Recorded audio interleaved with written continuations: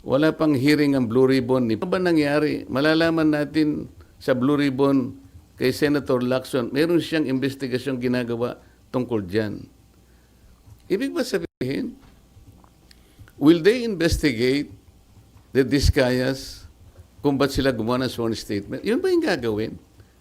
Ito yung sworn statement ng tao. You have no right to question that sa Blue Ribbon Committee. Kung ano yung pinahayag niya, it is for the court to appreciate that.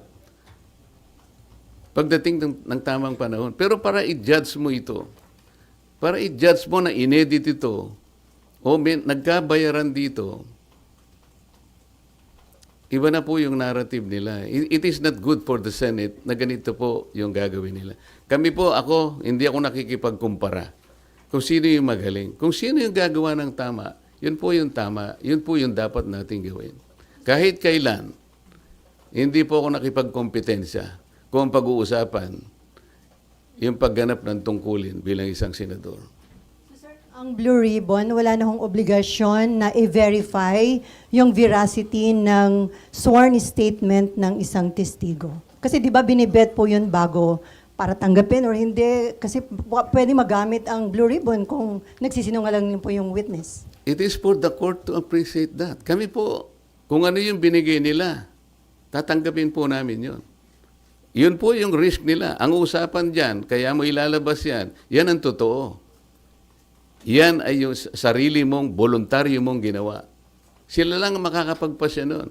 At pagdating po ng panahon, nakakailanganin lahat ang pag-iimbestiga niyan. Sa tamang panahon, ang korte lang pong magbe-verify yan. Haharap sila sa korte.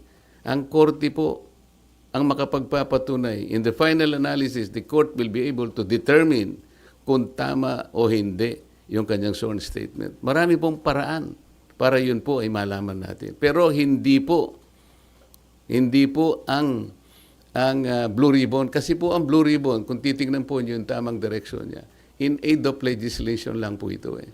Pagdating ng araw, yan pong mga prosecutorial actions na yan, sa korte na po lahat pupunta yan. Kung makukumpleto po yung committee report, lahat po yan papunta na po sa prosecution at finally to the courts of law. Pero sir, kahit in aid of legislation, hindi ba may obligation kayo na alamin yung kung totoo lang, kung yung mga sinasabi ng mga witness, di ba? Paano po namin, paano ko alamin, sasabihin ko sa kanya, mali itong ginawa mo. Kami nga ang naging carrier sa kanila para lang tulungan ng Estado, para tulungan ng gobyerno. Kung ano po yung nalalaman ninyo, kasi hindi namin lahat magagawa ito. Kaya nga mayroong witness protection.